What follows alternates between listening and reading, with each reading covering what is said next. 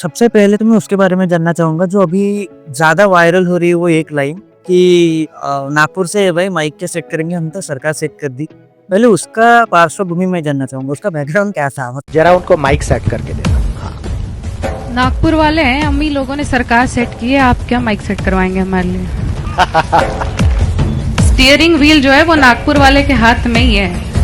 गाय वाला बनेगा या चाय वाला, ये हमारे यहाँ तय होता है। नमस्ते सदा वत्सले मातृभूमे, नमस्ते सदा वत्सले मातृभूमे। बहुत इंस्टेंट था और समवेयर वो एक ह्यूमर था, सटायर था। क्योंकि मंचों पे जब हम लोग होते हैं तो थोड़ा कई बार पब्लिक को कनेक्ट करने के हिसाब से कई चीजें बोल देते हैं। अब सटायर के बारे में यही समस्या है, व्यंग जिसे हम कहते हैं। हास्य तो हर कोई सह लेता है, व्यंग सहना बड़ा मुश्किल काम है। तो ये तंज था, हम लोग सब जानते हैं कि सरकारें कहाँ से सेट हो रही हैं। पहली ऐसी कविता जो आपको पसंद होगी या फिर वो कौन सा टॉपिक कौन सा था? मराठी में लिखे हुए पुस्तक नाम से कविता थी वो। मुझे लगता है कि तब मैं थोड़ा बहुत इवॉल्व हो चुकी थी। ओके। आपके करियर का अभी तक का 3 साल का ऐसा एक मंच जहाँ बार बार जाना चाहोगी? छिंदवाड़ा। आपकी प्रेरणा कवि कवित्रियों में? रामधारी सिंह दिनकर और दिनकर साहब, मतलब मैंने बोला वो मेरा घर है, और जयशंकर प्रसाद जी। जयशंकर प्रसाद जी। और कवयित्रियों में ऐसा कुछ? सुभद्रा जी को पढ़ना मुझे पसंद है, महादेवी वर्मा को मुझे पढ़ना पसंद है। आपकी लिखी हुई आपकी खुद की पसंदीदा कविता 1 या 3 हो सकती है, कुछ भी, टॉप 3 टॉप 5 ऐसे कुछ? टॉप 3 आप अपना किसी को अच्छा नहीं लगता, बहुत बात है। लेकिन फिर भी चूड़ी वाली कविता, क्योंकि उस कविता ने मुझे बहुत कुछ दिया। हाँ। जी। इन दोनों में से क्या चुनेंगी, कविता या कहानी? कविता फॉरएवर। अगर गीत लिखने का मौका मिले तो पर्सनल एल्बम में लिखना चाहेगी या फिल्म के लिए? एल्बम में। किताब या मंच? मंच फॉरएवर। देशभक्ति पर लिखी गई कविता की आपकी लिखी गई कविता की आपकी जो फेवरेट पंक्ति, पसंदीदा एक पंक्ति या फिर कविता भी हो सकती है, वो? सुनो कि कैसे जली पद्मिनी शील बचाने की खातिर, और तुमने सारी शर्म बेच दी रील बनाने की खातिर। हाँ। TRP Unfiltered, powered by Karmayog group. TRP unfiltered episode number 5 में स्वागत है आप सभी का फिर एक बार। Powered by Karmayog group, venue partner Eureka coworking, Mate square Nagpur, and refreshment partner partners cafe Jaripatka Nagpur. इस एपिसोड का हिस्सा होंगी वीर रस कवयित्री श्रद्धा शौर्य जी। तो चलिए बातचीत करते हैं श्रद्धा जी से। स्वागत है श्रद्धा जी आपका टीआरपी अनफिल्टर्ड के इस 5वें एपिसोड में। बहुत बहुत धन्यवाद। तो जैसे कि इंट्रो हो चुका है श्रद्धा जी, जय श्री राम, आपका स्वागत है टीआरपी के इस 5th एपिसोड में। सो सबसे पहले तो मैं उसके बारे में जानना चाहूंगा जो अभी ज्यादा वायरल हो रही है वो एक लाइन कि नागपुर से भाई माइक क्या सेट करेंगे हम तो सरकार सेट कर दी। पहले उसका पार्श्वभूमि मैं जानना चाहूंगा, उसका बैकग्राउंड क्या था, मतलब किस थॉट प्रोसेस से हुआ या फिर वो इंस्टेंटली हो गया है? वो बहुत इंस्टेंट था और समवेयर वो एक ह्यूमर था, सटायर था। क्योंकि मंचों पे जब हम लोग होते हैं तो थोड़ा कई बार पब्लिक को कनेक्ट करने के हिसाब से कई चीजें बोल देते हैं। अब सटायर के बारे में यही समस्या है, व्यंग जिसे हम कहते हैं। हास्य तो हर कोई सह लेता है, व्यंग सहना बड़ा मुश्किल काम है। तो ये तंज था, हम लोग सब जानते हैं कि सरकारें कहाँ से सेट हो रही हैं। तो नमस्ते सदा वत्सल्य की जो 100 वर्षों की परिपाटी है, उसको लेकर मैंने ये तंज कसा था कि आप लोग क्या सेट करेंगे सरकारें, सरकार तो नागपुर से सेट होती है।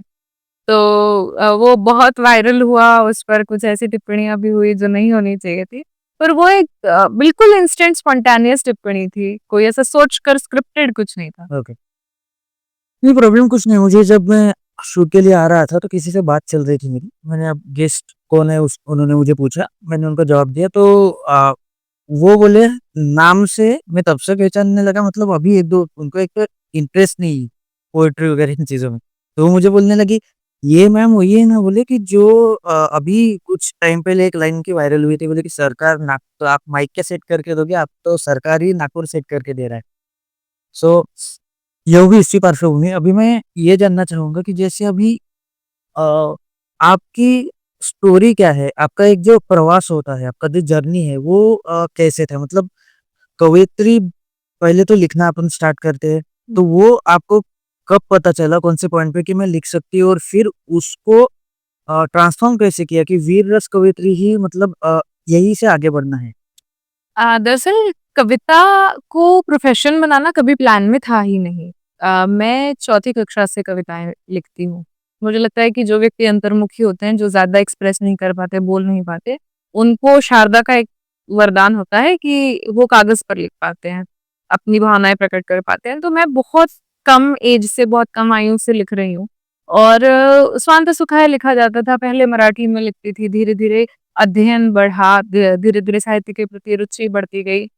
मैं सीए फाइनल में आ चुकी थी जिस समय कविता ने मुझे घेर लिया था। तो एक सनक मुझे लगता है कि कवियों में, लेखकों में, किसी भी प्रकार के आर्टिस्ट में एक सनक होती है। तो वो सनक थी कि अब तो कविता ही करनी है, अच्छा। अब कविता ही पढ़नी है। और उस समय तक श्रृंगार वास्तव में लिखा ही नहीं था। वीर रस ही लिखा जा रहा था। दिनकर साहब को खूब पढ़ रखा था। और इस तरह की परिपाटी को जी रहे थे हम लोग, क्योंकि मेरा परिवार संघ परिवार है। पिताजी दोनों बार कार सेवा में जा चुके हैं। इमरजेंसी के समय बहुत भुगते हुए लोग हैं, पीड़ित लोग हैं। तो वो जो कहानियाँ थी, जो सुनाई जा रही थी, सिखाई जा रही थी, पढ़ाई जा रही थी, वो अंतर्मन में बहुत गहरे बस चुकी थी। तो मुझे कभी ये आवश्यकता लगी ही नहीं कि मैं श्रृंगार लिखूँ या पढ़ूँ रादर। ओके।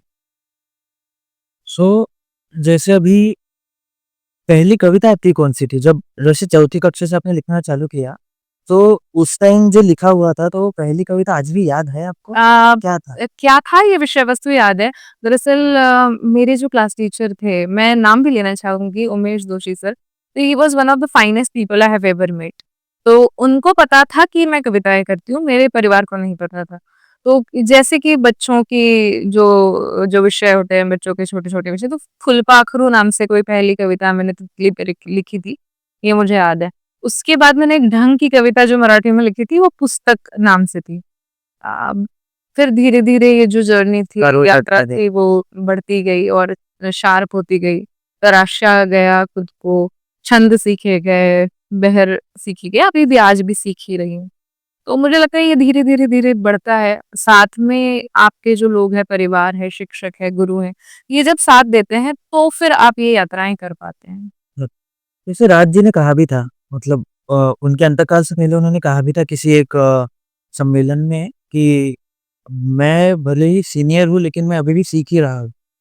सो वो एक लर्निंग पॉइंट हमेशा रहता है, और वो अगर वो बटन अगर किसी ह्यूमन का ऑन हुए ना हमारा, तो वो हमेशा ऑन होना ही चाहिए, क्योंकि आत्मसात करने की ताकत होनी चाहिए। और वास्तव में आप किसी भी समय यदि हम साहित्य की बात करें, यदि हम संकीर्णों को केवल साहित्य की बात करें, तो मुझे लगता है कि मेरी पूरी आयु भी खत्म हो जाए, तो मैं कभी भी पूरा नहीं पढ़ पाऊँगी। मैं कभी पूरा नहीं सीख पाऊँगी, कभी ये दावा नहीं कर पाऊँगी कि मैंने सब सीख लिया।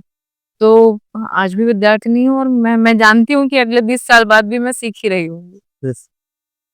सो ऐसी स्थिति में फिर जब आपको जैसे भी ग्रेजुएशन हुआ होगा, तो उस टाइम पे नागपुर में क्या वो स्टेजेस आ चुके थे परफॉर्म करने के लिए? नहीं। नागपुर में आज भी मैंने कुछ बहुत बड़ा नहीं पढ़ा है। मैं मतलब ये अभिशाप समझा जाए या अभी तक मैं नहीं जानती कि मेरी इतने राज्यों की यात्रा हो गई, लेकिन नागपुर ने अभी तक नहीं अपनाया है और कहीं न कहीं अहिंदी भाषी क्षेत्र है। तो कवि सम्मेलनों के प्रति जागरूकता सजगता थोड़ी कम है। मैंने 1-2 छोटे-छोटे मंच पढ़े जो काव्य गोष्ठियाँ होती है, जो कवि आपस में मिलके एक-दूसरे को सुनाते हैं। तो वो 1-2 काव्य गोष्ठियाँ की थी। उसके बाद पहला मंच संस्कार भारती भोपाल का पड़ा था।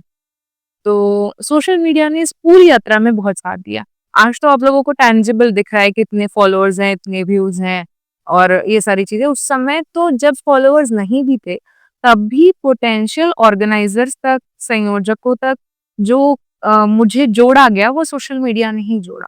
अच्छा। जी। सो इस सभी यात्रा में जो आइडल या इंस्पिरेशन होते हैं, प्रेरणा बोल सकते हैं हम, सो वो कौन थे आपके? यदि कविता में प्रेरणा आप पूछ रहे हैं तो दिनकर साहब। दिनकर साहब मेरे लिए मेरा घर है।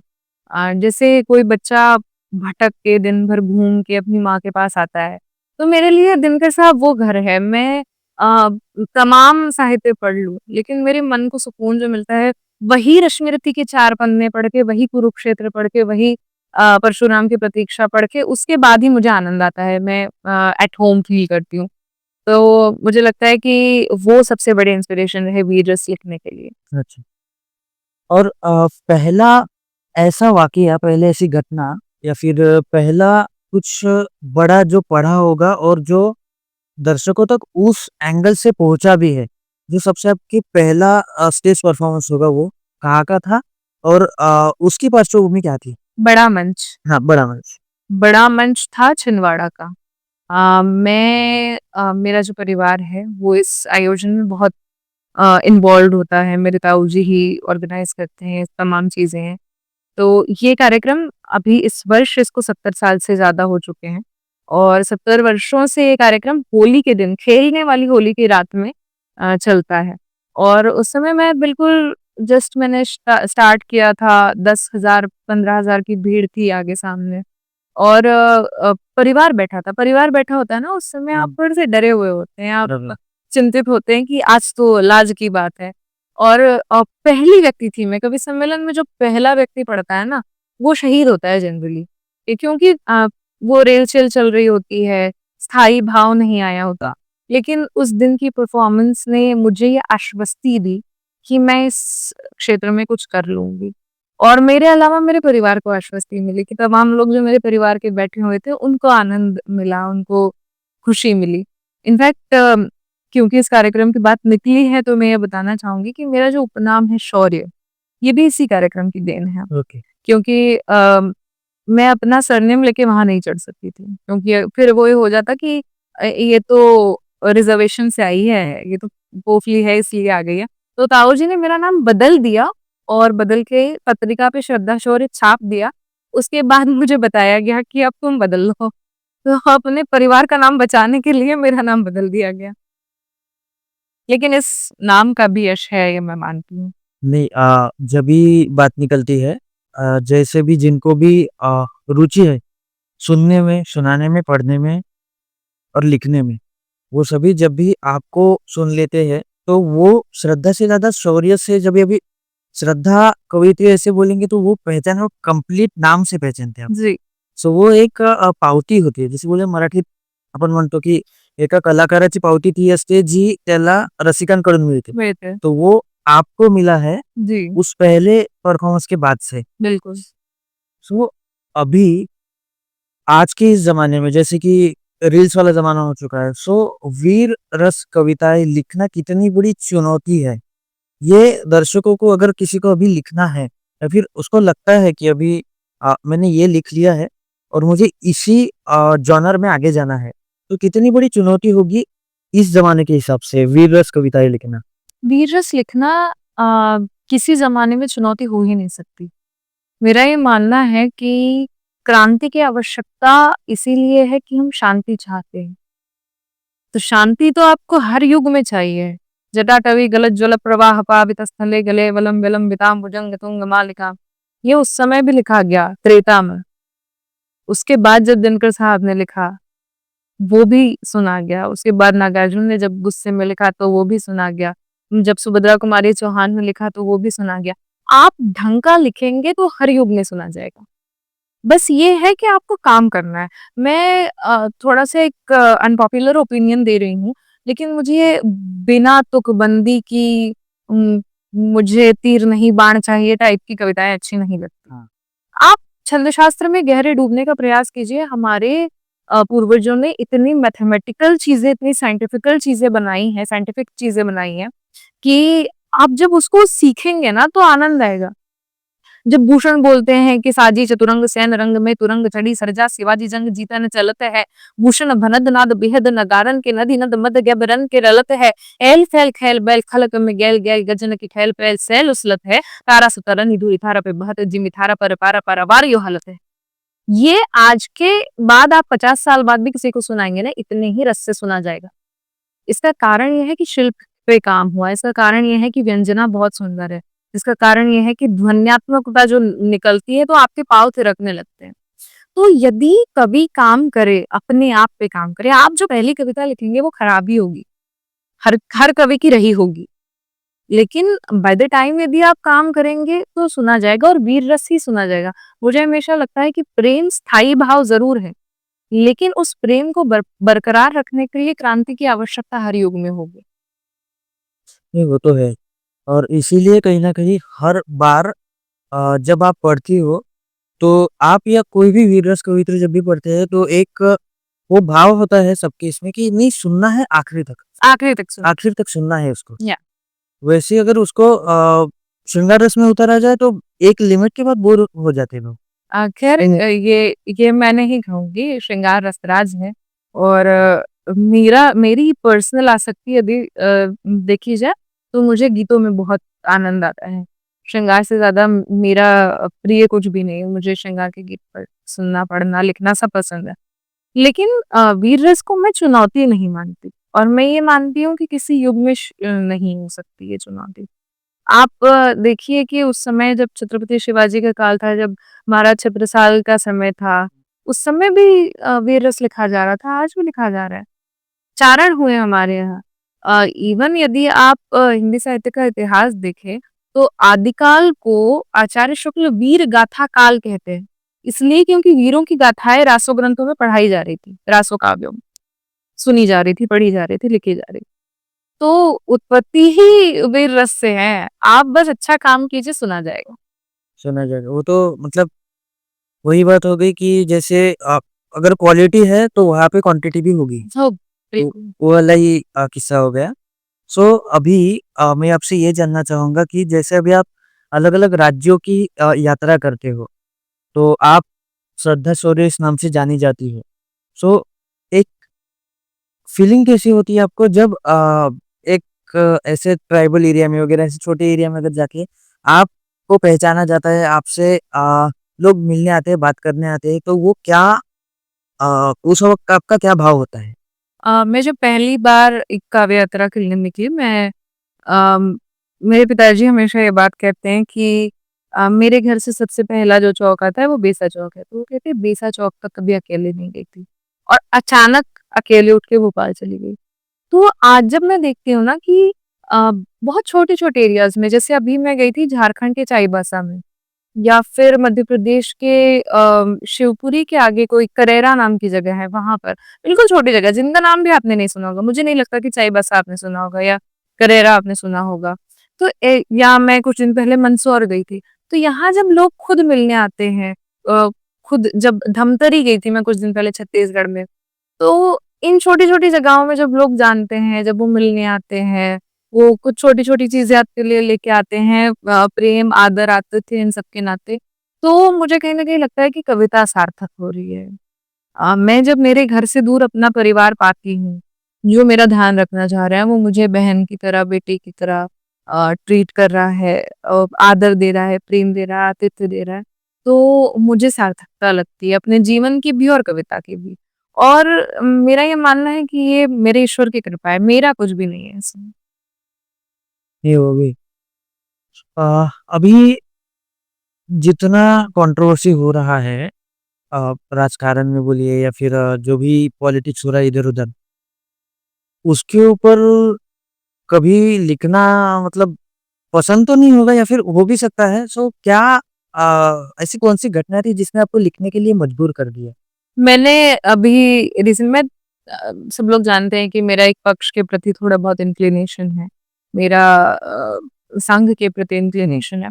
लेकिन ये जो पश्चिम बंगाल वाला मुद्दा उठा, उसके बाद मैंने एक थोड़ी-सी बगावती कविता लिखी थी और मुझे बहुत दुःख है इस बात का कि जिन लोगों को हमने धर्म की ध्वजा पकड़ाई है, जिन लोगों को हम कह रहे हैं कि ये हमारे धर्म के ध्वजावाहक है, उनको यदि फ़र्क नहीं पड़ रहा है बंगाल में हिंदुओं का नरसंहार हो रहा है उससे, तो मुझे तकलीफ़ है और मेरी कविता बोलेगी।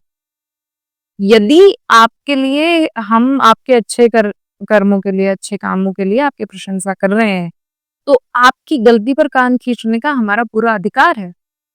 मुझे बहुत तकलीफ़ है इस बात की कि मोमिना का जो केस हुआ उसके बाद आज तक हम उनके कातिल को नहीं पकड़ पाए हैं। वो लोग अय्याशियाँ कर रहे होंगे, कोई दूसरी मोमिना ढूँढ रहे होंगे और हमारी सरकार कुछ नहीं कर पाई, हमारी न्यायपालिका कुछ नहीं कर पाई। हम हाथ पे हाथ धरे आज भी राह देख रहे हैं कि दूसरा केस हो, दूसरा मुद्दा देखा जाए। मुझे बहुत तकलीफ़ है इस बात की कि हम इन छोटे-छोटे मुद्दों को दरकिनार करते जा रहे हैं, हमारा ध्यान भटकाया जा रहा है। तो ये मुद्दे होते हैं जहाँ मेरा गुस्सा आपको मेरी रील्स में देखने मिलता है, मेरी कविताओं में देखने मिलता है। और ये मेरा वचन है मेरी ऑडियंस से कि मैं जब तक ज़िंदा हूँ, मैं जब तक कविता लिख रही हूँ, जब तक मेरी आवाज़ बुलंद है, इन विषयों पे लिखा जाएगा। जब भी रोष होगा तो वो रोष प्रकट होगा ही। सत्ता के कान खींचना कवि का कर्तव्य ही है। वो तो तभी से चलता आ रहा है ना कि आप हिंदुस्तान किसी के बाप का नहीं है, वो रास्ते चलता हुआ है। मैं इस पर कोई टिप्पणी नहीं करना चाहती। नहीं, तो वो क्या कविता थी जो आपने इस पर्टिकुलर मुद्दे के बाद लिखी थी? यदि मुझे देखने की अनुमति हो तो मैं पढ़ सकती हूँ क्योंकि मुझे याद नहीं है। डूबता है धर्म का ध्वज हाथ फिर आगे बढ़ाओ। आप अपना रश्मि रेखा पूर्व के पथ पर चढ़ाओ। आपकी आंखों के सम्मुख फिर पलायन हो रहा है। आपकी आंखों के सम्मुख फिर पलायन हो रहा है और जनता पूछती है देश का राजा कहाँ है? मर गई संवेदनाएं क्यों सपोले पल रहे हैं? क्या सुशासन सो गया है इसलिए घर जल रहे हैं? भेड़ियों के दल यहाँ पर शावकों को छल रहे हैं। आपके रहते हुए क्यों सुर्ख मुद्दे टल रहे हैं? शासकों जागो शासकों जागो निशाएं और गहराने लगी है। बेटियों की अस्मिता को ठेस पहुंचाने लगी है। बिछ रही हैं आज लाशें और खाड़ी रो रही है। नाम की ममता हुई बहरी या गहरी सो रही है। इस प्रलय के काल में बस आपसे थी आस हमको। धर्म का ध्वज आपका था, आप पर विश्वास हमको। आप तक क्यों क्रोध या क्रंदन अभी पहुंचा नहीं है? टूटती हो डोर व संदन अभी पहुंचा नहीं है। आप यूं रणक्षेत्र से अनभिज्ञ कब तक रह सकोगे? जल रहा है केसरी ध्वज देखकर भी चुप रहोगे? निज सनातन पर लगाए है घाव फिर कैसे भरोगे? बंग भी कश्मीर जैसा हो गया तो क्या करोगे? कश्मीर की तरफ बढ़ता हुआ पश्चिम बंगाल मेरे हृदय को बहुत चोट पहुंचा रहा है और पश्चिम बंगाल यदि इसी तरह जलता रहा तो शायद किसी एक रानी का राज्य बन जाएगा और हम देखते रहेंगे। तो कहीं न कहीं वो अभी 60% तक तो हो ही चुका है। 40% जो बचा हुआ है, तो वो नहीं होना चाहिए, इसीलिए ये सब चीज़ें गवर्नमेंट को, सरकार को समझनी चाहिए। जी। जो नहीं कहीं न कहीं रियलाइज़ हो रहा है, कि चलो अगर टेरिटरी किसी एक की है तो टेरिटरी थोड़ी है। इन गवर्नमेंट ऑफ इंडिया के अंडर का वो चीज़ है ना। हाँ, एग्ज़ैक्टली आप उसको टेरिटरी नहीं कह सकते। वे केवल उस राज्य के नागरिकों की चुनी हुई सीएम है। सेवक। सेवक हैं, सेविका है। तो यदि हिंदुओं पर वहाँ अत्याचार हो रहा है और आप कुछ नहीं कर रहे हैं तो फिर ये आपकी गलती है। और कहीं न कहीं हर राज्य में वो बात है, जब अभी एक पक्ष जो नाम तो मैं भी नहीं लेना चाहूँगा यहाँ पे, तो उनके आने के बाद से वो कम हुआ था वो चीज़। लेकिन वो एक पर्टिकुलर जगह पे पश्चिम बंगाल पे या फिर कश्मीर में वो अभी भी हो रहा है। जी। तो वो क्यों, और सिर्फ़ हिंदुओं के खिलाफ ही क्यों? बाकी भी तो कम्युनिटीज़ हैं। सिर्फ़ हमारे ही खिलाफ क्यों? तो ये एक बहुत सोचने लायक बात है, और जिससे सभी आम जनता का ही खून खौलता है। तो जैसे अभी आपने ये कविता लिखी, सो इससे रिलेटेड आपकी एक और ये था शायद, महिलाओं के ऊपर लिखी गई चूड़ी कविता आपकी थी। जी। तो उसे बहुत ज़्यादा प्रशंसा मिली है। मैंने उसकी 2-4 रील्स भी देख चुका हूँ, और ज़्यादातर जो है लेडीज़ जो है हमारी, वो प्रशंसा कर रही है। तो वो क्या प्रेरणा क्या थी उस कविता के पीछे की? वास्तव में ये विचार है, कविता से ज़्यादा बड़ा ये विचार है, ये मैं मानती हूँ। इसको प्रशंसा इसलिए भी मिली कि ये विचार उस हर महिला का है जो अपने आप को मजबूत समझती है। और आपको लग रहा होगा कि ये केवल महिलाओं द्वारा देखी जा रही है, लेकिन जब हमने इनसाइट्स देखे रील के, तो हमने देखा कि 60% पुरुष इसको देखने पसंद कर रहे हैं। तो मेरी प्रेरणा तो यही थी कि मैंने किसी महिला को ही ये कहते हुए सुना कि तू चूड़ी पहन ले, तो मुझे बड़ा दुःख हुआ कि एक महिला होकर आप अपने श्रृंगार को कमज़ोरी का प्रतीक क्यों बनाना चाह रहे हैं? आप मैं सदैव ये कहती हूँ कि आपको संतुलन बनाने की बहुत आवश्यकता है। यदि आप माँ दुर्गा को देखेंगे तो उनकी माँग में सिंदूर है, कानों में कर्णफूल है, नाक में नथनी है, हाथ में चूड़ियाँ हैं और पाँव में पायल है, महावर लगा हुआ है, बहुत ही सुंदर सौम्य श्रृंगार किया हुआ है, लेकिन एक हाथ में त्रिशूल है। तो आपको अपने श्रृंगार को ग्लोरीफाई करने के लिए, आपको अपने श्रृंगार को प्रोटेक्ट करने के लिए हाथ में शस्त्र रखना भी आवश्यक है। तो यदि आप चूड़ियों को कमजोरी समझने लगे तो आप अपने आप को कमजोर समझने लगेंगे। वो तो है। और ये देखा गया है तभी से जब से महिलाओं को कमजोर गिना जाता है तो पहला प्रतीक वही है कि चूड़ियां पहन ले। मर्दों को भी बोला जाता है, किसी से कुछ चीज नहीं होती है हाँ, पुरुषों को ही बोला जाता है, ये ताना पुरुषों को ही कसा जाता है कि आप चूड़ियां पहन लो। तो कुछ चीजें हैं जिनसे मेरा तात्विक मतभेद है। जैसे एक ये भी थोड़ा कंट्रोवर्शियल ही मुद्दा है, लेकिन एक बहुत ही क्या कहते हैं प्रचलित चीज है, रानी लक्ष्मीबाई को हम मर्दानी कहते हैं। वो वीरांगना जो इस देश की सबसे बड़ी वीरांगना हो, वो वीरांगना जिसने महिला होने का सबसे बड़ा प्रतीक दिया। कौन पुरुष अपने बेटे को पीठ पर बांध के रणभूमि में उतरेगा? एक माँ ही कर सकती है। लेकिन उस वीरांगना की वीरता को, उसके पुरुषार्थ को जब आपको विशेषण देने की बारी आई तो आपने उसको मर्दानी कह दिया। क्यों?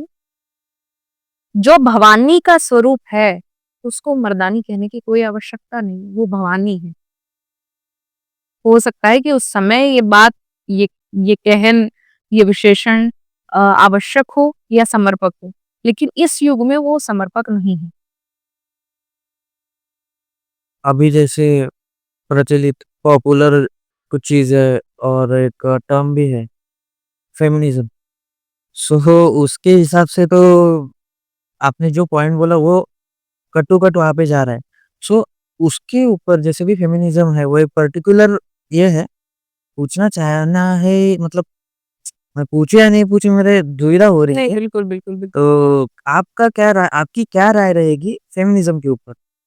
नारीवाद एक बहुत आवश्यक चीज है। दरअसल क्या हुआ कि नारीवाद हमको पश्चिम सिखाने लगा, हमको वेस्टर्न कंट्रीज आके नारीवाद सिखाने लगी। वो लोग जिनके यहाँ महिलाओं को वोट करने का अधिकार अभी अभी मिला है, वो हमें बता रहे हैं कि नारीवाद क्या है, फेमिनिज्म क्या है। इस देश में माँ गार्गी हुई, मैत्रेय हुई, घोषा हुई, अपाला हुई, ये ऋषिकाएं थी। इनके नाम, ये उन विश्वविद्यालयों की वाइस चांसलर थी। इतनी विदुषी महिलाएं हमारे यहाँ उस काल में थी। हमारे पास चन्नम्मा, कित्तूर की रानी चन्नम्मा हुई, हमारे यहाँ रानी लक्ष्मीबाई हुई, रानी पद्मिनी हुई, हमारे यहाँ उदा देवी पासी हुई, हमारे यहाँ अवंतीबाई लोधी हुई। हमको फेमिनिज्म कोई आके क्यों सिखाए?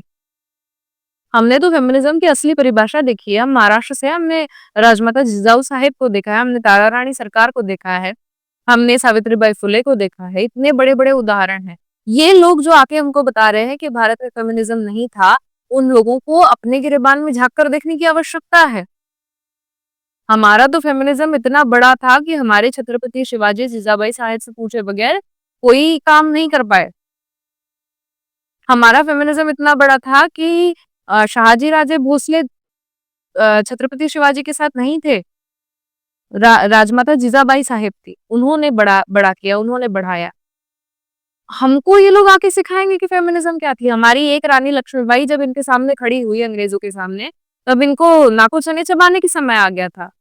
हमारी कित्तूर की रानी चन्नम्मा ऐसी लड़ी कि इनके 3 अधिकारी उन्होंने गिरफ्तार कर लिए, 3 अधिकारियों को बंदी बना लिया। ये हमको सिखाएंगे फेमिनिज्म क्या है। वही, और जहाँ पे सिखाने की बात आई, यहाँ के लोगों ने ले भी लिया वो चीज, गिना नहीं, चाहिए। अब यहाँ आवश्यकता है एक मुद्दे की।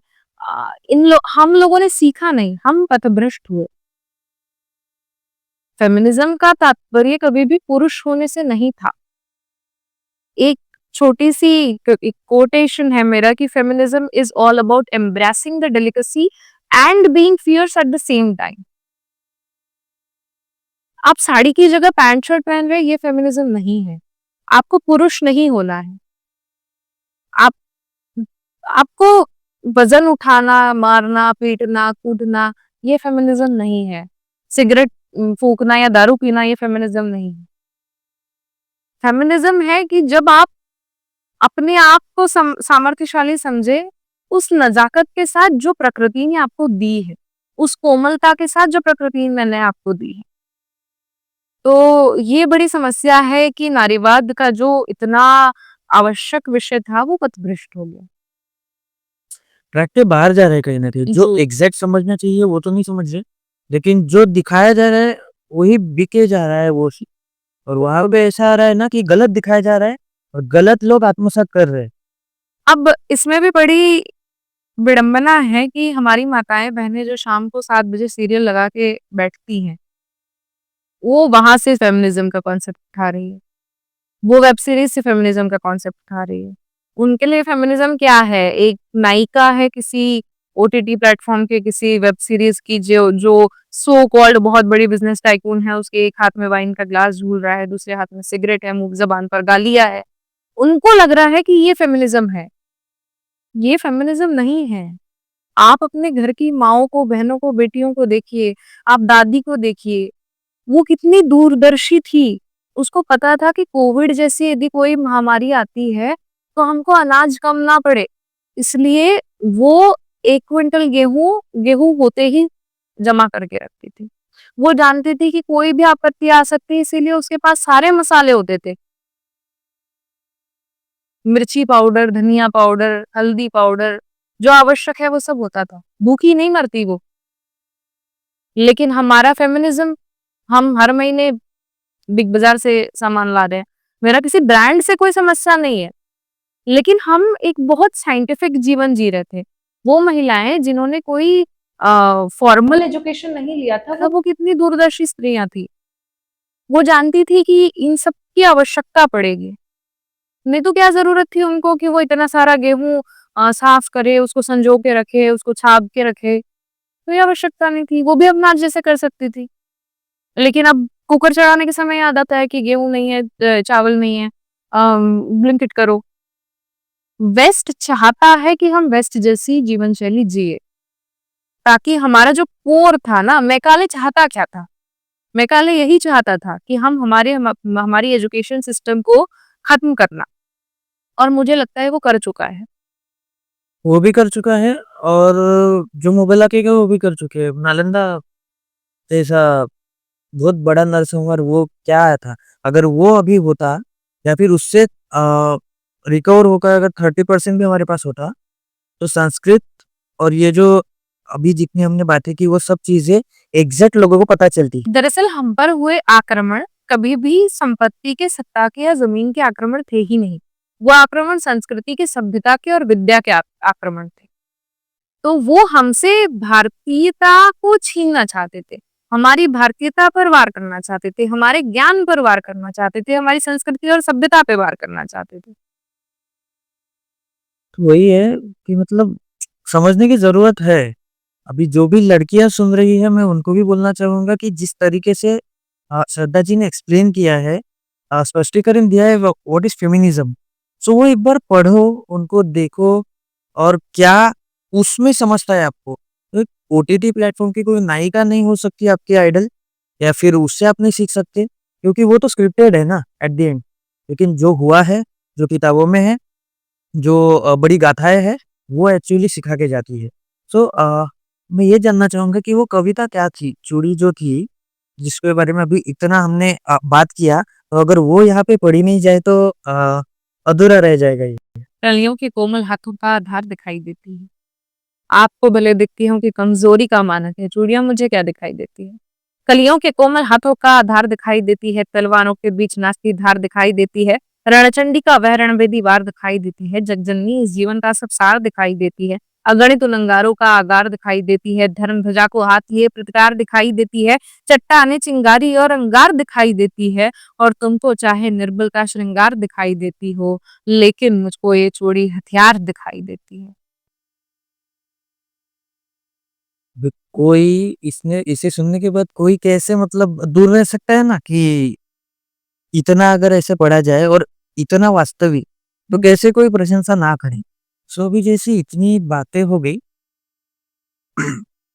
पूछना वैलिड रहेगा और मैं पूछना चाहूंगा कि श्री राम जन्मभूमि, श्री कृष्ण जन्मभूमि और जो भी हमारे देवताओं के ऊपर जो भी अभी डिसीजंस हो रहे हैं गवर्नमेंट की तरफ से और जो होना भी चाहिए, संस्कृति पता लगनी चाहिए, तो उसके ऊपर आपकी क्या राय रहेगी? सबसे पहले तो श्री राम जन्मभूमि के ऊपर, क्योंकि कहीं पे देखा था मैंने शायद अपना श्री राम जी के बारे में बोल रही थी, सो वो मैं जानना चाहूंगा।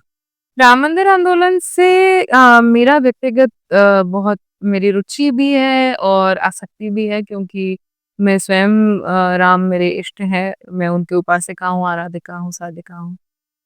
मुझे बड़ा ताज्जुब होता है कि इस देश को 500 वर्ष क्यों लगे राम मंदिर बनाने के लिए? बाबर क्या भारत की उपज थी? हमारे राम त्रेता युग में हुए और हम पर आक्रमण करने वाले किसी बाबर ने बाबरी मस्जिद बनाई और हम इस बात पर लड़ रहे हैं कि वो हमारी ये जगह है या नहीं है। ये वास्तव में बहुत बुरी बात है। फिर मैं वही आना चाहती हूँ कि ये लोग हमसे हमारी जड़ें छीनना चाहते थे। पूर्ण पुरुष श्री कृष्ण, उनकी जन्मभूमि के सामने ये वो जगह नहीं देना चाह रहे हैं, चाहते हैं कि वहां भी मस्जिद बने। क्यों? क्या हमारा अधिकार नहीं है कि हमारे देश में हमारे भगवान पूजे जाए और वहीं पूजे जाए? अच्छा, इनके साथ ये समस्या है कि यहीं क्यों पूजने, यदि सकल चराचर में है तो भाई आपको यहाँ क्यों पूजने हैं? आप जहाँ से आए वहां पर जाइए। दूसरी बात ये भी तो और समस्या ये है कि मंदिर छोड़कर आप बना लेते अपनी मस्जिदें, आप मंदिर तोड़कर क्यों बना रहे हैं? और यदि आपने बनाई है तो ये नया भारत है, और ये नया भारत पुनर्निर्माण करेगा हमारे मंदिरों का। हमारी ज्ञानवापी में पूजा अर्चना भी होगी, हमारे राम मंदिर में रोज शंखनाद होगा, और बहुत जल्दी मैं जानती हूँ कि श्री कृष्ण जन्मभूमि का मामला भी निपट जाएगा। वो होना ही चाहिए और वो हो भी जाएगा। और मैं बहुत सौभाग्यशाली हूँ कि मैं ऐसे परिवार से आती हूँ जो परिवार पूर्णतः श्री राम मंदिर आंदोलन में एक्टिवली उसमें इन्वॉल्व रहा। मेरे पिताजी दोनों बार कार सेवा में गए हैं, और जब मैं सुनती हूँ ना वो कहानियां तो सिरहरन होती है। ऐसा लगता है कि कैसे इन सब से निकले होंगे। और मेरा ये सौभाग्य रहा कि जब श्री राम जन्मभूमि का शिलान्यास हुआ, उसके बाद रामलला के प्रांगण में रामोत्सव नाम से कवि सम्मेलन हुआ। उसमें मुझे कविता पढ़ने का, अपनी सेवा देने का मौका मिला। तो ये मेरे राम की कृपा रही। लेकिन जब भी धर्म पुकारेगा, जब भी श्री राम जन्मभूमि पुकारेगी, जब भी श्री कृष्ण जन्मभूमि पुकारेगी, तो हम जरूर रहेंगे। तो जैसे कि आपने बताया आपके परिवार का बहुत निजी ये रहा जो कनेक्शन था श्री राम मंदिर आंदोलन के लिए, तो एक आधी वहाँ की कहानी जो आपको याद हो? पिताजी जब पहली बार गए थे, पिताजी और ताऊ जी वगैरह सब छिंदवाड़ा से लोग निकले थे। ट्रेन रद्द कर दी गई थी क्योंकि हलचल पता चल गई थी, और इन लोगों को कौशाम्बी विश्वविद्यालय में वहां रोक दिया गया था, बंद कर दिया गया था। डरा धमका कर वापस भेजना चाहते थे, मुलायम सिंह जी की सरकार थी। और उस समय हमारे एक ताऊ जी थे, उनको एग्जाम्पल बना के डराना चाह रहे थे। तो जैसा हम लोग टीवी पे सीन्स देखते हैं ना, उस तरह उनको जीप पर बांधा गया और चारों ओर से रोशनी डाली गई और मुंह लाल होते तक, खून निकलते तक मारा गया। और ये सब लोग, हम लोग ऐसे ही नहीं कहते कि हम राम के अनुयायी हैं, हम लोग ऐसे ही नहीं कहते कि हम राम मंदिर आंदोलन में शरीक रहने वाले लोग हैं। उनको जब मारा जा रहा था तब इसीलिए मारा जा रहा था कि ये सब वापस चले जाए। लेकिन वो ये लोग भी सारे वहीं पर डटे रहे, क्योंकि ये चाहते थे कि हमारे रामलला का मंदिर। तो कई बलिदान हुए हैं, कोठारी बंधुओं ने, दोनों ने प्राण त्याग दिए। हमने देखा ऋतंबरा जी का संघर्ष। हमने ये छोटे छोटे जो संघर्ष देखे हैं, तो बड़ी तकलीफ होती है जब कोई प्रश्न पूछता है कि रामलला का अस्तित्व क्या है, बता दीजिए। तो ये लोग नहीं समझ पाएंगे ना, इनकी अम्मा इटली से सीख के आई है। बताने का सीन ही नहीं बनता ना, जहाँ पे सनातन का इतिहास ही इतना लंबा है कि जहाँ उगम ही पता नहीं है तो क्या बताएंगे। 70 साल से ये देश सनातनियों के हाथ में था कहाँ? हाँ, वो भी है। इसीलिए इस देश को पूछना पड़ रहा है। मैंने कहा ना, जिसकी अम्मा इटली से आई हो, उसको ये भारत का इतिहास कैसे पता होगा? और जो 6 महीने के ऊपर यहाँ रहते भी नहीं, उन लोगों को क्या पता होगा वैसे भी। जिनका मुखिया चिंतन शिविर के लिए जाता हो थाईलैंड में, वो नहीं जान सकते कि रामलला क्या है। जानना भी चाहे तो भी बताने वाले को भी वो ये होना चाहिए कि ऐसे लोगों को तो नहीं बताना है। सो रामलला के ऊपर एखादी आपने कविता, जैसे आपने अयोध्या के वहाँ पे जन्मभूमि के उत्सव में वो ये किया था। अ, देख जिन्हें दिशा 10 अवनी अनंत व्योम तारिकाएं चंद्र क्या है सूर्य भी लजाते हैं। कितने सुंदर हैं हमारे राम। देख जिन्हें दिशा 10 अवनी अनंत व्योम तारिकाएं चंद्र क्या है सूर्य भी लजाते हैं। आनंद के कंद रघुनंद का अनूप रूप सुर मुनि योग्य निज ध्यान में बसाते हैं। दुष्ट दानवों के दल दलती भुजाएं पग सत शुचि मार्ग का सुपथ बतलाते हैं। और पापियों को तारने को काट दे जो 10 शीश, पापियों को तारने को काट दे जो 10 शीश, वे ही राम शबरी के जूठे बेर खाते हैं। तो ऐसे यदि भगवान हो तो आप क्यों मुग्ध ना हो उन भगवान पे? में वो बहुत कुछ सीखने लायक है, अगर वो हम उस चीज़ को आत्मसात करते हैं और उसके साथ आगे बढ़ते हैं तो। लेकिन वही तो हमारे युवाओं का यही तो गलत हो रहा है कि जो नहीं आत्मसात करना चाहिए वो पहले आते जा रहे हैं। हमारे युवाओं के लिए परोसा क्या जा रहा है? हमारे युवाओं को रोडीज अच्छा लग रहा है, हमारे युवाओं को वो कौन एक लड़का था अभी अभी जिसका वो समय रहना। समय रहना, ये अच्छा लग रहा है। हम एक सोसाइटी, एक समाज के नाते शायद कम पड़ रहे हैं कि हम हमारे बच्चों को, हमारे युवाओं को राम से नहीं जोड़ पा रहे हैं। हम राम का चरित्र नहीं पढ़ा पा रहे हैं, हम कृष्ण का चरित्र नहीं पढ़ा पा रहे हैं, हम शिव का चरित्र नहीं पढ़ा पा रहे हैं। और ये तो छोड़िए, हम शायद छत्रपति शिवाजी और भगत सिंह का भी चरित्र नहीं पढ़ा पा रहे हैं। तभी ऐसी ओछी, ऐसी निंदनीय बातें ओटीटी पर की जा रही है और उसको लाइक्स मिल रहे हैं, उस पर हंसा जा रहा है। यदि कोई भी एक भी लड़का उस पूरी ऑडियंस में ऐसा होता, एक भी लड़की उस पूरी ऑडियंस में ऐसी होती जिसने कहीं शिवाजी पढ़े हो, वो शिवाजी जो गोहरजान को देख के कहते हैं कि आमच्या आई साहेब पण इतक्या सुंदर असतात तर आम्ही पण इतके सुंदर झालो असतो, तो फिर वो उसको रोक देता ना समय रैना को। लेकिन शायद हमने इतिहास पढ़ाया ही नहीं। हमारे छत्रपति शिवाजी यदि हमारे कोर्स बुक में 4 पंक्तियों में समेट दिए जाते हैं और अकबर, बाबर, हुमायूं इनके पन्ने पर इनके लिए कसीदे लिखे जाते हैं, तो फिर हमारी शिक्षा व्यवस्था में भी प्रॉब्लम है। वो तो है। एजुकेशन सिस्टम तो सच में प्रॉब्लम है, और वो एक पर्टिकुलर पक्ष ने जो दिखाना चाहा है, उनको जिनको दिखाना था वो उन्होंने ही दिखाना चाहा है। बस हमारा इतिहास उसमें है ही नहीं। महाराष्ट्र के इतिहास में एक 70% मुगल क्यों है भाई? क्यों होने चाहिए वो लोग? एक विडंबना इस देश में और रही कि बाजीराव पेशवा, हाँ, मुझे बहुत दुख होता है मैं जब भी इस विषय में बोलती हूँ। महाराष्ट्र के बाहर तो बहुत ही ज्यादा परिस्थिति खराब है, लेकिन अब जब युवाओं से बात होती है तो बाजीराव पेशवा के बारे में महाराष्ट्र के युवा भी नहीं जानते। पता ही नहीं। इस देश का सबसे बड़ा योद्धा जो एक भी लड़ाई नहीं हारा, अरे उसको मस्तानी साहब से जोड़कर अय्याश बना दिया गया और इसका क्रेडिट जाता है द भंसाली जी को। कोई आवश्यकता नहीं है इतिहास परक फिल्में बनाने की। मैं हमेशा इसके घोर विरोध में हूँ, क्योंकि इतिहास को लालित्य देने के लिए आप जो कुछ करते हैं वो बहुत बुरा है। बाजीराव पेशवा एक भव्य चरित्र है, एक दिव्य चरित्र है। उनके जैसा कर्मकांडी ब्राह्मण, उनके जैसा बड़ा योद्धा, उनके जैसा विद्वान पंडित इस देश में नहीं हुआ। लेकिन आप बता रहे हैं कि वो मस्तानी साहब के पीछे भागता रहा, एक अय्याश व्यक्ति था। तो बाजीराव पेशवा जैसा बड़ा इतिहास हमारे देश ने खो दिया इन फिल्मों के चक्कर में, इन राजनेताओं के चक्कर में। एक पैराग्राफ है सिर्फ बाजीराव पेशवा के बारे में। बस इतने साल के इतिहास में, इतने साल के भारत के शिक्षा इतिहास में सिर्फ एक पैराग्राफ 8 से 9 लाइन का। एक क्योंकि अभी मुझे लगता है कि आपके ऑडियंस थोड़ी महाराष्ट्र की ऑडियंस होगी, और नहीं भी होगी तो हिंदी ट्रांसलेशन अवेलेबल है। विनायक दामोदर सावरकर जी की एक किताब है हिंद पद पादशाही, तो इसको ज़रूर पढ़ा जाए एक बार।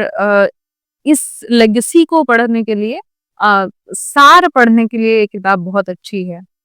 तो क्योंकि हमने शिक्षा व्यवस्था को दूषण दे दिए तो आप सीखेंगे कहाँ से? तो आपको किताबें पढ़नी पड़ेगी, आपको इतिहास पढ़ना पड़ेगा। वही दिखाना चाहा था रणदीप हुडा सर ने सावरकर के फ़िल्म से, तो उनको भी पहले वो सहना पड़ा था सभी प्रोडक्शन हाउस से कि हम क्यों करें भई? ये तो नहीं, क्योंकि एक रूलिंग पार्टी के खिलाफ दिखाना चाह रहे थे ना। जी। क्योंकि एक पर्टिकुलर आदमी को जो नोटों के ऊपर अभी झलकते हैं, उनके खिलाफ वो था। अगर वो सावरकर को तब ये मिल जाता सावरकर जी को, तो 34 साल पहले ही भारत स्वतंत्र हो जाता। लेकिन उनको दबाया गया। समस्या ये है कि स्वतंत्रता संग्राम से खत्म होने के बाद स्वतंत्र भारत में भी वीर सावरकर लड़ते रहे और इसके बाद की विडंबना ये है कि आज कोई ऐरा-गैरा व्यक्ति आके बोल देता है कि सावरकर माफी वीर थे। तो हमको कचोट लगती है, हमको तकलीफ होती है। आप कौन होते हैं सावरकर के विषय में बोलने वाले? अंडमान की जो वो जो जेल है, उस वो सेल्युलर जेल में आप 10 मिनट खड़े रहकर देखिए और फिर उसके बाद सोचिए कि इस पे उम्र कैद कैसी काटी होगी। और अ, या तो इनका हाथ छीलकर नमक के पानी में डालकर देखिए कि ये कितना सह पाते हैं, उसके बाद उन्हें माफी वीर कहिए। पूरा शरीर जब छिला हुआ हो तब आप सागर लांघ कर जाते हैं। कितनी कठिन तपस्या है ये। लेकिन इनको सावरकर माफी वीर नजर आ रहे हैं। दिखाया ही नहीं गया ना कभी कि गांधी के ऊपर कुछ दिखाया नहीं गया। सॉरी टू से, लेकिन नाम लेना पड़ रहा है क्योंकि मुझे भी पसंद नहीं है वो चीज़ें। तो होता है कंट्रोवर्शियल तो हो जाए भाई, मुझे क्योंकि पहले से गुस्सा है वो चीज़ पे। मुझे नहीं मानना उस पर्टिकुलर आदमी को क्योंकि वो दिखाया वैसे गया है। जो दिखाना चाहिए था वो नहीं हुआ है। सावरकर जी के बारे में पता ही नहीं है बच्चों को। सुभाष चंद्र बोस जी के बारे में तो कौन लोगों को। बोस और सावरकर ये जो इतिहास हमारे बच्चों से दूर रखे गए, इसमें सरकार और शिक्षा व्यवस्था के अलावा एक सामान्य नागरिक का भी दोष है। क्यों हमने प्रयास ही नहीं किया हमारे बच्चों को सावरकर पढ़ाने का? आप साहित्य ही पढ़ लीजिए सावरकर का, आपको बहुत आनंद आएगा। आप माझी जन्मठेप पढ़िए, आप त्यातिगी पढ़िए, हिंदपत पातशाही पढ़िए। मुझे नहीं लगता कि सावरकर जितना बड़ा कवि इस देश में हुआ होगा। नेमजसीने परत मातृभूमिला सागरा प्राण तळमळला या फिर स्वतंत्रता को देवी मानकर उनकी आरती लिखने का ये जो प्रयास है, एक कवि, एक कवयित्री होने के नाते मैं मुग्ध हूँ इस पर। वही है ना, मतलब जो दिखाना चाहिए था पहले से वो है ही नहीं। और कहीं न कहीं फैमिलीज़ भी दोषी है उस चीज़ के लिए कि उन्होंने भी ट्राई नहीं किया कि चलो लाइब्रेरीज़ में अवेलेबल है पुस्तक तो पढ़ा जाए या फिर हम्म। पढ़ाया जाए बच्चों को, वो नहीं। वो सिर्फ़ एजुकेशन सिस्टम पे डिपेंडेंट थे कि जो सिखाएगा वही है। और आज तक तो मुझे लगता है कि अब तक की हमारी जनरेशन तक तो फिर भी एक स्कोप था। अब तो हमारे बच्चे जो है वो बेबीसिटिंग के लिए मोबाइल पे निर्भर है। वो रीलें देख के बड़े हो रहे हैं। वो क्या जानेंगे सावरकर, वो क्या जानेंगे शिवाजी, वो क्या जानेंगे बोस। तो सबसे पहले आवश्यक है कि हर घर में एक लाइब्रेरी हो। हर घर में कुछ किताबें पढ़ना आप बच्चों को कंपल्सरी कर दें कि हाँ, हमको ये पढ़नी ही है। मुझे ना पढ़ने वालों से बड़ी दिक्कत होती है। ये बहुत कुछ खो रहे हैं अपने जीवन में। आप किताबें पढ़ने के बाद जो व्यक्ति बनकर निकलेंगे, वो वो बहुत सुंदर है, वो एक्सपीरियंस है। आप फ़िक्शन पढ़िए। मैं ये नहीं कह रही हूँ कि केवल इतिहास पढ़िए, आप फ़िक्शन पढ़िए, आप साहित्य पढ़िए, आप कविता पढ़िए, लेकिन पढ़िए। ज़रूरी है पढ़ना भी क्योंकि नॉलेज के लिए वो फिर कैसा हो जाता है ना, कहीं 4 लोगों में अगर कोई है और फिर अगर उसको कुछ पूछा जाए तो आधा-अधूरा जाए। ना, आपको 4 लोगों के लिए नहीं पढ़ना है। इस देश की सबसे बड़ी समस्या है कि ये देश सब कुछ 4 लोगों को दिखाने के लिए कर रहा है। आप एक किताब खरीदेंगे, सबसे पहले स्टोरी डालेंगे, बॉट दिस 2 ब्यूटीज़। अरे भाई पढ़ो, बहुत आवश्यकता है कि वो किताब पढ़ी जाए और वो खुद के लिए पढ़ी जाए। आपको किसी को दिखाना नहीं है। वो जब आपके अंदर परिवर्तन आएँगे ना, तो दुनिया को नज़र आने लगेंगे। स्वामी विवेकानंद किसी को दिखाने नहीं गए थे, लेकिन एक पहला वाक्य, मेरे अमेरिकावासी भाइयों और बहनों, इस एक वाक्य ने पूरा इतिहास बदल दिया। भारतीयता के प्रति एक नया दृष्टिकोण इस दुनिया को दिया। वो क्यों हुआ? क्योंकि एक बड़ी साधना थी, एक बड़ा चिंतन था। वो उस चिंत आप पढ़ना चाहते हैं, आप भगत सिंह के पत्र पढ़िए, आप भगत सिंह के लेख पढ़िए। आप जब पढ़कर उसके बाद खुद खुद में जो परिवर्तन देखेंगे ना, वो बहुत सुंदर होंगे। और फिर वो आपको किसी को दिखाने की आवश्यकता नहीं पड़ेंगे, वो अपने आप नज़र आने लगेंगे। कविता पढ़ने से पहले आपके क्या वो 3 तत्व होते हैं या फिर कोई ऐसे ये होते होंगे ना आपके इंस्ट्रक्शंस वगैरह खुद के लिए कि क्या होना चाहिए, क्या नहीं होना चाहिए? तो ऐसा कुछ मैंने खुद को जितना नोटिस किया है, माइक पे जाने के बाद मैं पूर्णतः ऑडियंस की हो जाती हूँ। मैंने आज तक कोई ऐसा प्रयास नहीं किया कि मुझे जिसने बुलाया है उस ऑर्गेनाइज़र को प्लीज़ करने का प्रयास करूँ मंच से या किसी का पक्ष लेने का प्रयास करूँ। मेरी ये पॉलिसी रही है कि वहाँ जाने के बाद मैं मेरे ऑडियंस की हूँ, मैं कविता की हूँ, मैं वागीश्वरी की हूँ। इसके अलावा मैं किसी की नहीं हूँ। तो कविता मंच पे जब पढ़ते हैं तो उसका बहुत बड़ा इम्पैक्ट होता है। आपके मुँह से कोई गलत चीज़ निकलती है, तो सामने बैठे 10,000 लोगों में से एक व्यक्ति ने भी वो पकड़ ली, तो आपके लिए वो बहुत बड़ा चिंता का विषय होना चाहिए। तो I keep this in mind कि मैं कोई गलत चीज़ ना बोलूँ, कोई ऐसी चीज़ ना बोलूँ जो इस देश के लिए अच्छी नहीं है, धर्म के लिए अच्छी नहीं है, किसी व्यक्ति विशेष के लिए अच्छी नहीं है। तो आजकल ये बड़ा ट्रेंड चला है कि आप कोई ऐसी बात कर दें तैश में, जो बस एक झटके में वायरल हो जाए। ये मेरा कभी भी इंटेंशन नहीं रहा। मैं हमेशा चाहती हूँ कि एक विचार मैं ऑडियंस को दे के जाऊँ। एक ऐसा विचार जो चिरकाल तक उनके दिमाग में रहे, जो उनकी ज़िंदगी को बदलने में पॉज़िटिवली बदलने में उनकी मदद करे। हुँ। तो अभी चलते-चलते हम आ चुके हैं आखिरी पड़ाव पे, जी। जहाँ पे होगा रैपिड फायर। तो मैं सबसे पहले रैपिड फायर से पहले एक और चीज़ आपसे जानना चाहूँगा कि आलोचना या नकारात्मक टिप्पणियाँ आपने कभी की है? हाँ, अब झेली है। इधर हाँ, झेली है और कभी कविताओं में वगैरह आपके द्वारा हुई होगी ऐसे कुछ? मैंने किसी की आलोचना वैसे नहीं की, मतलब मुझे आलोचना मैं उस स्तर पे ही नहीं मानती अपने आप को कि मैं किसी की आलोचना करूँ। मेरी हुई है और यदि मेरा ये मानना है कि यदि कंस्ट्रक्टिव क्रिटिसिज्म है तो किसी भी आर्टिस्ट ने उसके प्रति ओपन होना चाहिए। लेकिन कई बार फिर आलोचना ना वो होती है रील के नीचे कमेंट्स वाली आलोचना। ओ शुरुआत में मुझे बड़ी तकलीफ होती थी उस बात की। बाय द टाइम अब मुझे आदत हो गई है, मुझे कोई फ़र्क नहीं पड़ता। नहीं वो कहीं न कहीं बड़े सेलिब्रिटीज़ भी इसी मुझे के लगता है पीछे कि आलोचना सुपात्र करे तो अच्छी बात है। कुपात्र व्यक्ति आलोचना कर रहा है तो मुझे उससे कोई फ़र्क नहीं पड़ता। जिसके पास थोड़ा बहुत नॉलेज है वो कर ले तो सही भी जाए, लेकिन जिसके पास कुछ भी नहीं है अगर वो बोलता है तो फिर नहीं मतलब वो केवल बोलने के लिए विरोध किया जा रहा है तो फिर तो हर बड़े व्यक्ति का हुआ। हुँ, हम तो बहुत ही छोटे हैं तो हमको कोई फ़र्क पड़ना भी नहीं चाहिए। वही है ना। तो ऐसे सोशल मीडिया ने क्या किया ना कि पब्लिक फिगर्स को बहुत ज़्यादा एक्सेस दे दिया। उनके उनके निजी जीवन को बहुत एक्सेस दे दिया। मेरे भी जो फॉलोअर्स बढ़े तो मुझे कई चीज़ों के लिए सोचना पड़ता है कि ये किया जाए या ना किया जाए, ये लिखा जाए या ना लिखा जाए। मैं मेरी ऑडियंस को कभी हर्ट नहीं करना चाहती। मैं जो कुछ भी हूँ, मैं उन लोगों के कारण हूँ। मैंने इस बात का हमेशा ध्यान रखा कि जो मेरे फॉलोअर्स हैं, जिन्होंने मेरा साथ दिया, मेरे विचार का, मेरी कविता का साथ दिया, उनसे मैं कोई बेईमानी ना करूँ। लेकिन जो केवल क्रिटिसाइज़ करने के लिए आए हैं, केवल नाटक करने के लिए आए हैं, उनको मैं भाव नहीं दे सकती। क्योंकि आप एक काम कर रहे हैं जो विचार का काम है, जो दिमाग का काम है। तो आपके दिमाग में आप कूड़ा डंप करते जाएँगे तो कहाँ तक सहेंगे? लिमिट ही है ना फिर उस चीज़ की। अगर जी, एक्सेस ही आपको लेना है तो फिर काम का कब लोगे और उससे सीखोगे कब? एग्ज़ैक्टली। सो चलिए अभी आखिरी पड़ाव पे जैसे रैपिड फायर है, जी। तो चौथी क्लास से आपने जैसे लिखना शुरू किया तो उसके बाद पहली ऐसी कविता जो आपको पसंद होगी या फिर वो कौन-सा टॉपिक कौन-सा था? मराठी में लिखी हुई पुस्तक नाम से कविता थी। वो मुझे लगता है कि तब मैं थोड़ा बहुत इवॉल्व हो चुकी थी। ओके, उसके बाद आपके करियर का अभी तक का 3 साल का ऐसा एक मंच जहाँ बार-बार जाना चाहोगी? छिंदवाड़ा। जी।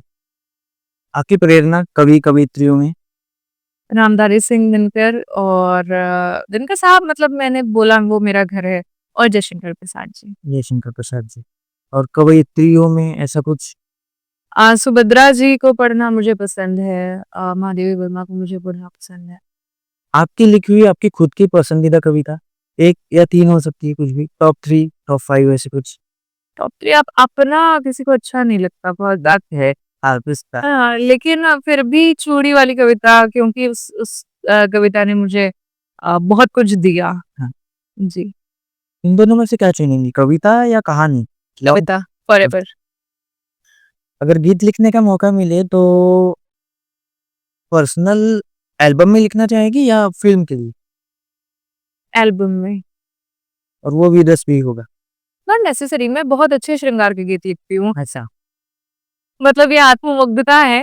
बहुत अच्छे का पता नहीं, लेकिन मैं श्रृंगार के गीत लिखती हूँ। गीत मुझे आनंद देता है। वो स्वांत सुखाए लिखती हूँ, वो कहीं मंचों पर आपको देखने नहीं मिलेंगे। लेकिन हाँ, मुझे श्रृंगार के खुद गीत के लिए। लिखना पसंद है अपने लिए।